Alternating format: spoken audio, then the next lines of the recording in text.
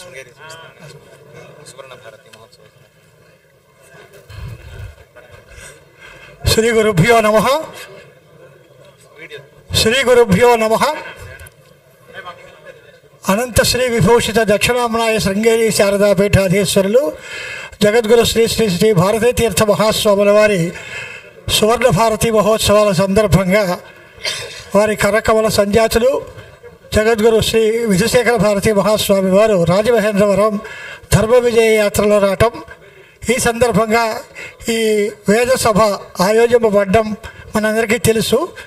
ఈ సభకి ముఖ్యంగా ఈ సువర్ణ భారతి మహోత్సవాల సందర్భంగా శ్రీచరుల యొక్క దివ్యమైన అనుగ్రహ ప్రసాదం కూడా పండితులకి అందరికీ అందజేయడం జరుగుతుంది. అలాగే చింతా నారాయణ శర్మ గారు వేద సన్మాన సభా ఫౌండేషన్ మనందరికీ తెలుసు. దాని తర్వాత అక్కడ ఘనపాఠీలకి 4,000 రూపాయల సన్మానం, క్రమపాఠీలకి 3,000 రూపాయల సన్మానం వారు చేస్తున్నారు. అలాగే స్థానిక వేదశాస్త్ర పరిషత్తు, ఈ స్వాగత సమితి వీరి పక్షాన ఘనపాఠీలకి 2,000, క్రమపాఠీలకి 1,500 చొప్పున సత్కారం జరుగుతుంది. ఇక్కడ శ్రీమఠం తరఫున కూడా ఆ తక్కువ శేషపూర్ణం చేసి అందరికీ ఘనపాఠులకు 10,000, క్రమపాఠులకి 8,000 అందేలాగా ఆశీర్వచనం చేస్తున్నారు శ్రీవారు. మీ అందరూ ఇక్కడికి విచ్చేసినందుకు స్వాగతంగా, సంతోషంగా మీ అందరికీ శతాధికంగా వందనాలు సమర్పిస్తున్నాం. క్రమశిక్షణతో ఇదే సన్మాన సభ పూర్తయ్యే వరకు ఇదే క్రమంగా ఉండవలసిందిగా కోరుతున్నాం. మల్లికి సత్రంలో వైదికులకి అందరికీ కూడా సాంప్రదాయకమైనటువంటి వ్యవస్థ ఏర్పాటు చేశారు.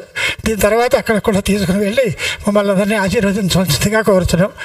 ఇప్పుడు జగద్గురువుల వారు ఆశీర్వచనం, సర్వత్ పండిత్ సత్కారం.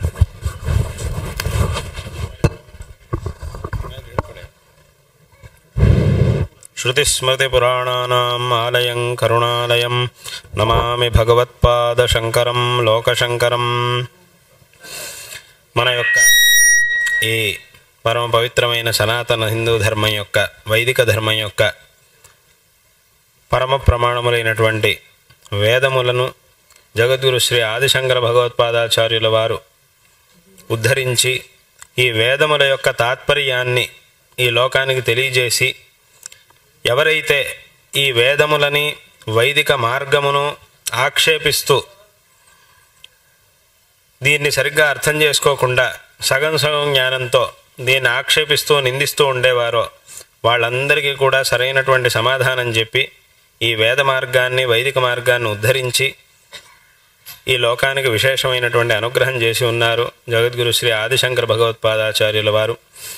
వారు చేసినటువంటి ఆ వేదోద్ధరణ కార్యం వల్లే ఇవాల్టి రోజున మనందరం కూడా ఈ వేదాధ్యయనాన్ని చేయగలుగుతూ ఉన్నాం. పరంపరాప్రాప్తమైనటువంటి వేద అధ్యయనమును చేయగలుగుతూ ఉన్నాం.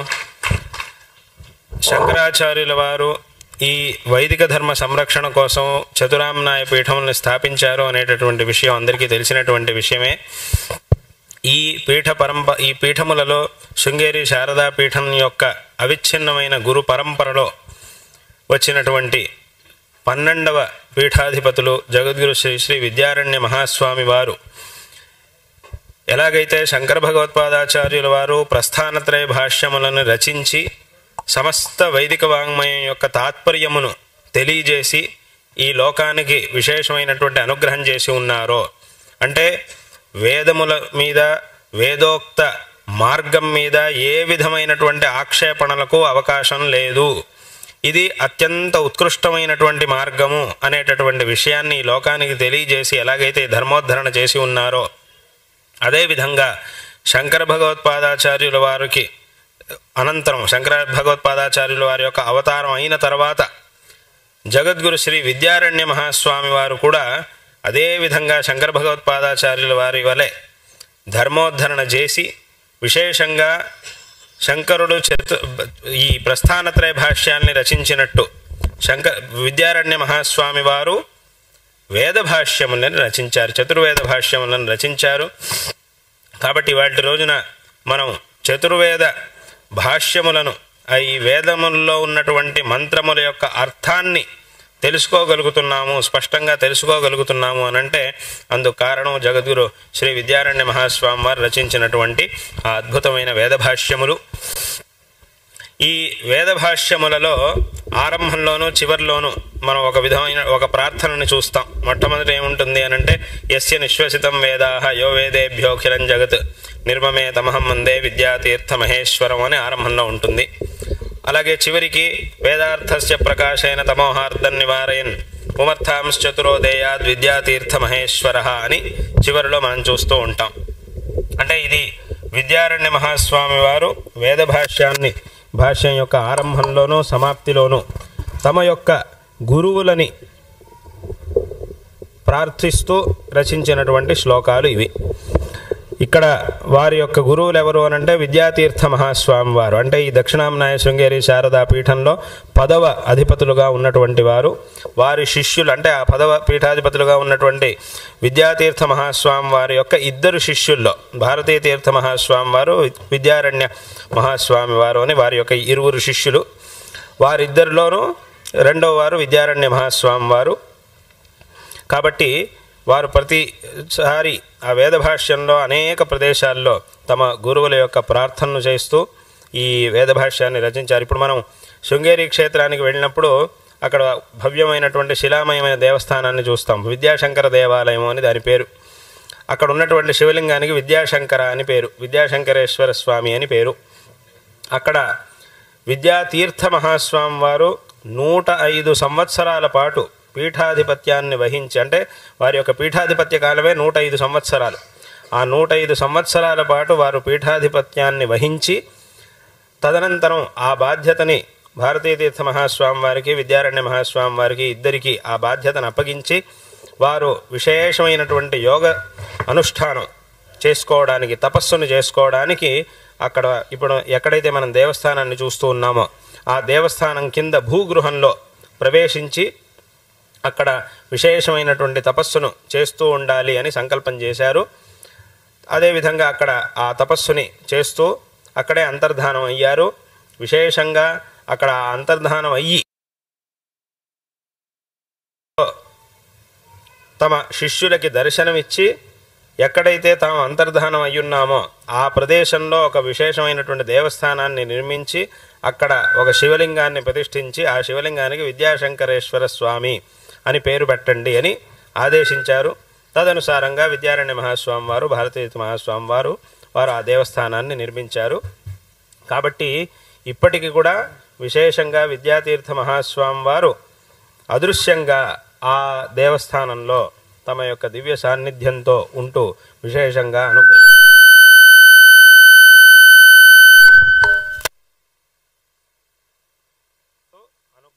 ఉన్నారు. అందుకే ఎలాగైతే వేరే చోట్ల యతులు విదేహ కైవల్యాన్ని పొందిన తర్వాత ఆ దేహాన్ని సమాధిగా చేస్తామో ఆ రకంగా అది చేసినటువంటిది కాదు. అక్కడ ఉన్నటువంటి విద్యాతీర్థ విద్యాశంకర స్వామి దేవస్థానం వారు ఆ ప్రదేశంలో తపస్సుకని కూర్చొని అంతర్ధానమయ్యి అదే ప్రదేశంలో అదృశ్య రూపంగా ఇవాళకి కూడా తపస్సు చేస్తూ ఉన్నారు. కాబట్టి వారి యొక్క విద్యాతీర్థ మహాస్వామి వారి యొక్క శాసనాన్ని పెట్టుకొని ఇవాళకి కూడా, అందుకే శ్రీమఠం యొక్క ముద్ర విద్యాశంకర అనేటటువంటి ఆ ముద్ర ఇవాళకి కూడా నడుస్తూ ఉంటుంది. అంటే వారి యొక్క శాసనాను అనుసారంగా అదృశ్య రూపంలో వారు అక్కడ తపస్సు చేస్తున్నారు. వారి ఆజ్ఞానుసారంగా తర్వాత కాలంలో వచ్చినటువంటి యతులందరూ కూడా ఈ ధర్మ ప్రచార కార్యాన్ని చేస్తూ ఉన్నారు. దీనంతటి కూడా వారి యొక్క అనుగ్రహం, వారి యొక్క శాసనమే దీనికి మార్గదర్శనం అనే ఉద్దేశ్యంతో ఇవాళకి కూడా ఆ విద్యాశంకర అనేటటువంటి ముద్రతో అనేక విధమైనటువంటి ఈ సమస్త ధర్మ ప్రచార కార్యాలు ఇవన్నీ కూడా జరుగుతూ ఉన్నాయి. ఇదంతా ఎందుకు చెప్పొచ్చాను అనంటే, మన వేదభాష్యం చదివేటప్పుడు ఏ శ్లోకాన్నైతే పఠిస్తామో వేదముల యొక్క అర్థాన్ని తెలుసుకోవడం కంటే ముందు ఎవరినైతే మనం ప్రార్థిస్తూ ఉన్నామో, అదేవిధంగా చివరికి మేము చదివినటువంటి వేదభాష్యం యొక్క అర్థం ఎప్పుడూ మాకు స్ఫురిస్తూ తద్వారా మాకు పురుషార్థ చతుష్టయము లభించాలి అని ఎవరినైతే ప్రార్థిస్తూ ఉన్నామో అటువంటి విద్యాతీర్థ మహాస్వామి వారు ఈ దక్షిణాంనాయ శృంగేరి శారదా పీఠంలో 10వ అధిపతులుగా ఉన్నటువంటి వారు. ఈ విధంగా ఈ వైదిక మార్గాన్ని జగద్గురు శ్రీ ఆదిశంకర భగవత్పాదాచార్యుల వారు, తదనంతరం ఈ గురు పరంపరలో వచ్చినటువంటి ఆచార్యవర్యులు విశేషంగా ఈ వైదిక మార్గాన్ని ఉద్ధరించారు. తద్వారా ఇవాల్టి రోజున ఈ వైదిక మార్గాన్ని మనం చూస్తూ ఉన్నాం, ఆచరిస్తూ ఉన్నాం. వేదాధ్యయనం పరంపరాగతమైనటువంటి వేదాధ్యయనాన్ని చేస్తూ ఉన్నాం.